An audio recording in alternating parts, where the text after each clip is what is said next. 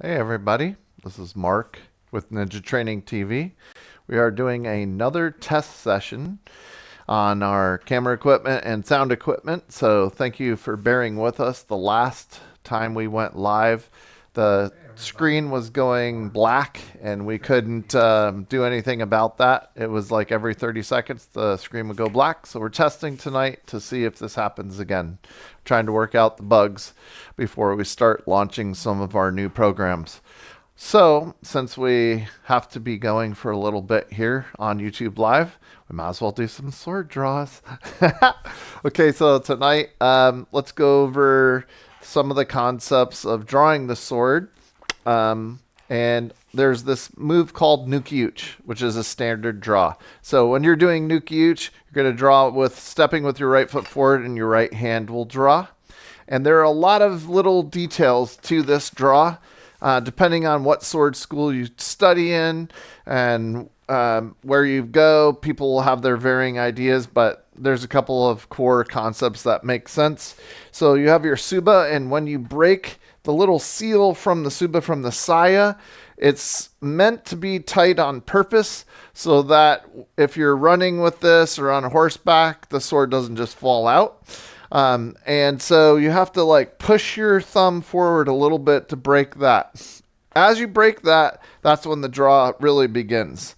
But it begins a lot more before that. So one of the things I think about is dropping into my knees so then I can move in any direction easily. If I have my legs locked out and not in my knees, then I am going to have more problems dropping into something faster or moving quickly. So bend my knees, my sword little Tsuba breaks, and then I step forward. Now as I come in to start my draw, my step actually makes the sword go straight. I'm going to pull about 2/3 of the sword out, and then I turn the saya over and I come across with a Nuki-Uchi cut. You can go in varying different reasons of why you'd go further and come around to do some other type of cut, or you could stop and come in for a stab. There's a lot of different reasons to do that. So this is the standard draw, Nuki-Uchi, drop into your knees, draw this, and then put it away. And it's good to practice this over and over again so that it just becomes second nature. And I like to do different like putaways so that I'm not just bored out of my mind after drawing thousands and thousands of times. So that was standard Nuki-Uchi. Now let's look at a concept of retreating or falling back. So getting your body, your taijutsu to do that draw can be a really cool thing as well. I can drop back in and then have this come out without having to use my arm strength. So some people draw and they'll just have their arm pull this out, but why not use our body? Especially if I have a longer blade within the saya, I'm going to sink and then have this come out. And it's a really neat thing because then you're starting to use your body to do draws. You can come and you can do this in different angles. You can drop with it and use it to draw out in different types of draws. Using taijutsu is a very good thing. So, Nuki-Uchi, straightforward. Gyaku Nuki-Uchi, or falling back using the body, and then going from there. You can even think about how you're twisting your hips and your spine. If I have a really long sword that's inside of my saya, or a really long sword that is both in the saya and out, I sometimes will get stuck on the end and I can't draw it out enough. So I'll have to implement using my hips and my taijutsu to get that to come out and to draw.